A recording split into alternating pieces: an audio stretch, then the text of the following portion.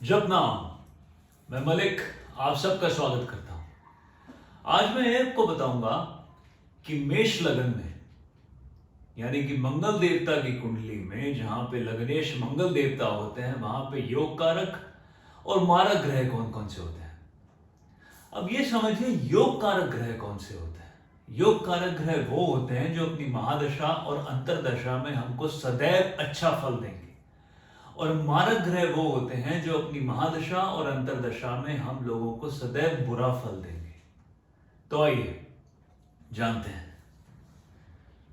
देखिए, ये मैंने आपको बताया राशियां कौन कौन सी होती हैं और ये उनके मालिक हैं। यहां पे मैंने लिखा हुआ है मित्रता और शत्रुता।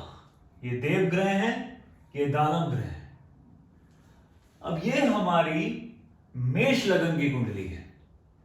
जहां पे ल लिखा है उसका मतलब लगन कुंडली, क्योंकि ये 1 नंबर से स्टार्ट हो रही है तो ये मेष लगन की कुंडली हुई और हमारे लग्नेश हुए मंगल देवता। देखिए, मेष लगन के मालिक हैं मंगल देवता। अब इस कुंडली में योग कारक और मारक ग्रह कौन कौन से होते हैं। सबसे पहले जो यहां पे हमारे लग्नेश हैं 1 नंबर, वो हमारे योग कारक ग्रह हुए, यानी कि मंगल देवता इस कुंडली के सबसे ज्यादा योग कारक ग्रह हैं। अब आप ये देखें कि मंगल देवता को एक पहला घर मिला हुआ है और 8वां घर मिला है। ये मैं आपको पहले भी बता चुका हूं कि लग्नेश को अगर 6वें, 8वें और 12वें का दोष नहीं लगता तो मंगल देवता हम लोगों को कभी भी 8वें जो बुरा घर है उसका फल नहीं देंगे। अब आगे बढ़ते हैं। यहां पे लिखा है 2 नंबर। 2 नंबर का मतलब हुआ वृषभ राशि।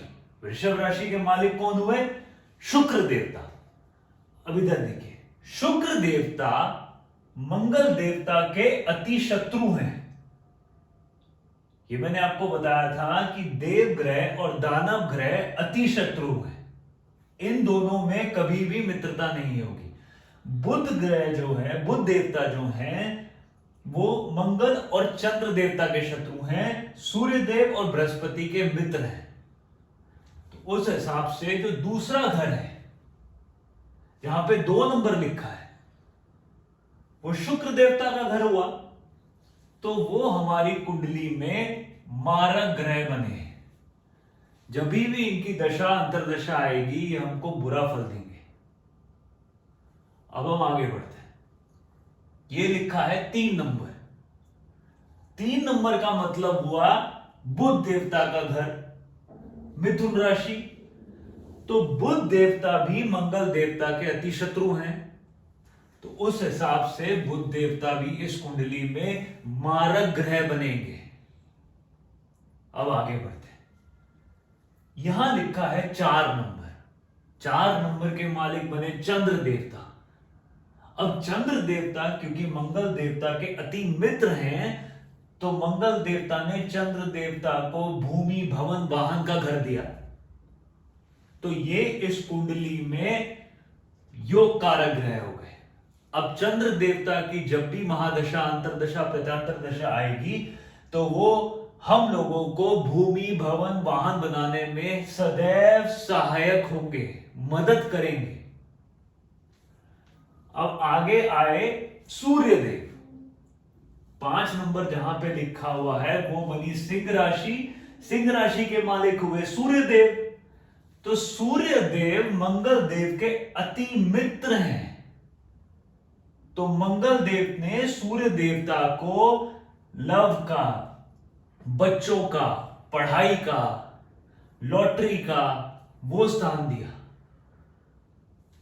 तो यहां पे सूर्य देवता भी अति योग कारक होंगे।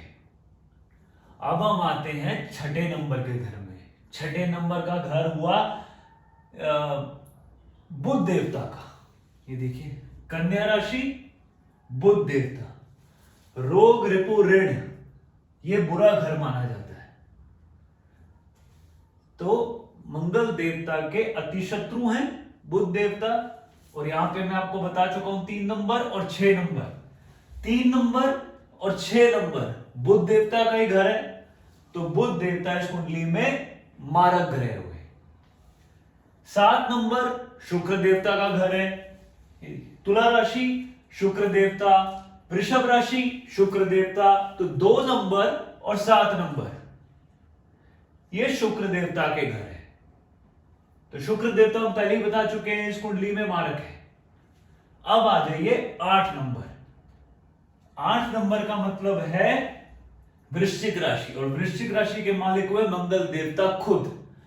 तो जैसे कि मैंने आपको पहले बताया कि लग्नेश को छठे, 8वें और 12वें का दोष नहीं लगता, तो यहां पे मंगल देवता योग कारक है, लग्नेश भी है और 8वें घर के मालिक भी है। अब ये है 9 नंबर। 9 नंबर हुआ हमारा धनु राशि, बृहस्पति देव। बृहस्पति देव इस कुंडली में मंगल देवता के अति मित्र हैं, तो इसलिए बृहस्पति देव भी इस कुंडली में योग कारक हुए। जब भी बृहस्पति देव की हम लोगों को महादशा अंतरदशा आएगी, तो बृहस्पति देव हम लोगों को सदैव अच्छा फल ही देंगे।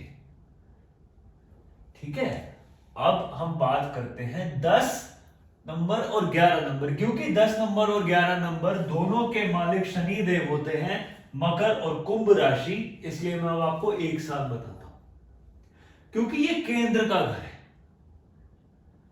और ये हमारा लाभ का, प्रॉफिट का घर है। हम दोनों शनि देवता इस घर के जो मालिक हैं शनि देवता हैं। वैसे अगर हम ये देखें तो शनि देवता मंगल देवता के अति शत्रु हैं, लेकिन इस कंडीशन में क्योंकि शनि देवता को दोनों ही अच्छे घर मिले हैं, इसलिए शनि देवता भी इस कुंडली में योग कारक ग्रह बनते हैं। ये जैसे जैसे आप और स्टडी करते जाएंगे आपको ये कॉन्सेप्ट क्लियर होते जाएंगे। फिलहाल के लिए ये समझिए कि क्योंकि हम लोगों को शनि देवता ने केंद्र का घर दिया है और 11वां नंबर का घर दिया है, जो दोनों ही शुभ घर हैं, इसलिए शनि देवता इस कुंडली में योग कारक है।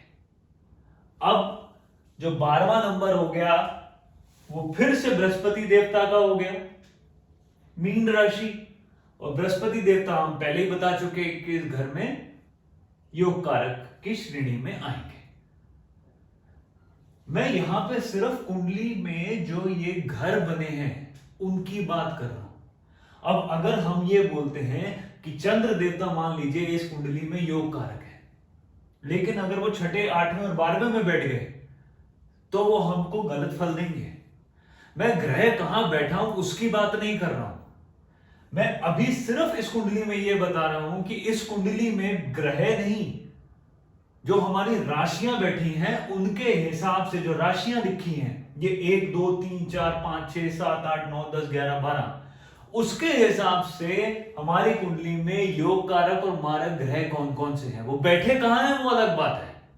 अगर योग कारक ग्रह गलत घर में बैठा है तो वो हमको गलत फल ही देगा, और अगर कई बार मारक ग्रह भी सही अच्छे घर में बैठ जाता है तो वो हमको बाध्य है अच्छे फल देने के लिए।